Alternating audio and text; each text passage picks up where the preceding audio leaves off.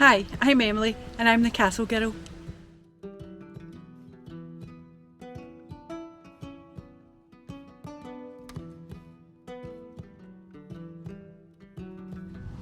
Today I'm at Clackmannan Tower. Clackmannan Tower is a 5-storey tower house. It sits about 6 miles to the west of Stirling Castle, on top of King's Seat Hill in Clackmannan in Scotland, giving extensive views over the Firth of Forth, out to the Ochil Hills and to the north the hunting forests of Tillicoultry. The castle was in a good position to signal other strongholds of any possible raiders that were in the area.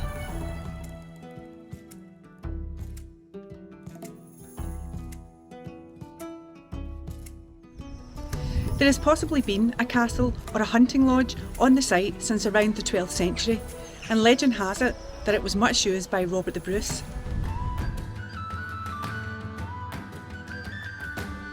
The name Clackmannan is further linked to Robert the Bruce, as legend has it that he left his gauntlet on a rock or boulder in this area.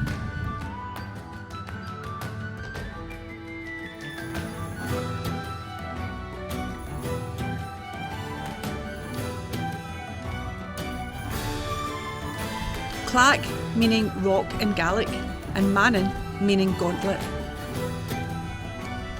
The earliest records, however, states that in 1359 the tower was granted to a kinsman called Robert Bruce by Bruce's son David II, and was the property of the Bruces until 1796.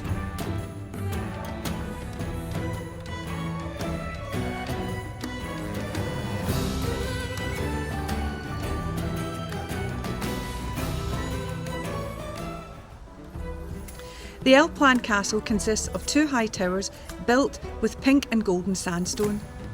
The 14th century tower was originally of 3 storeys, and this was heightened in the 15th century, and another taller tower was added in the late 15th century.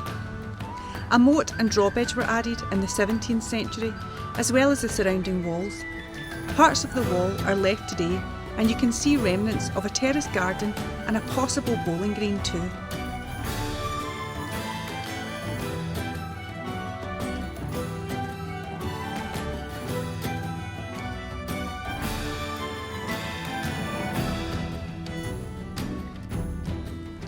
The last Bruce owner of the tower was Lady Catherine Bruce.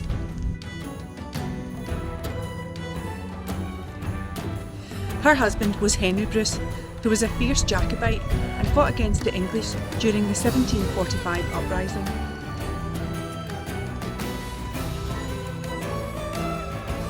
Henry Bruce died in 1772, but Lady Catherine continued to live in the now demolished mansion that adjoined the castle until her death in 1791.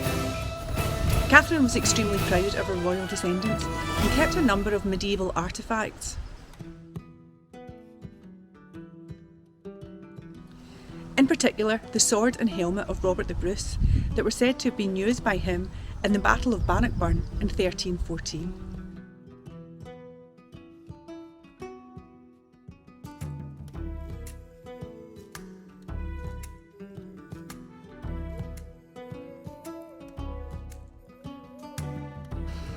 Lady Catherine would use this huge weapon to unofficially knight visitors to the castle.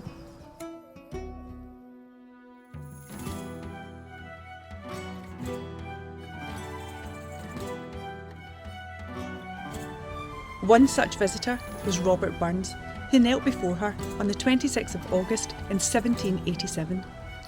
These items were later passed to the Earl of Elgin, who kept them at Broomhall House in Fife.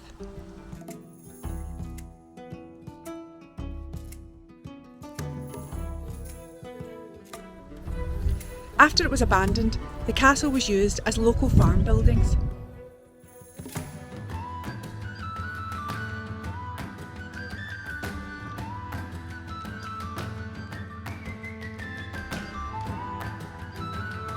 Mining in the area in the 1950s caused further damage and collapsed due to subsidence in 1955.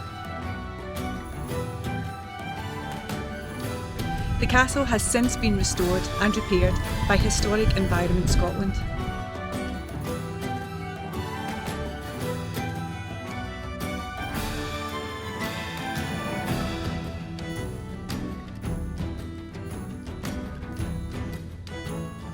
Thanks for watching, and I look forward to visiting a castle near you.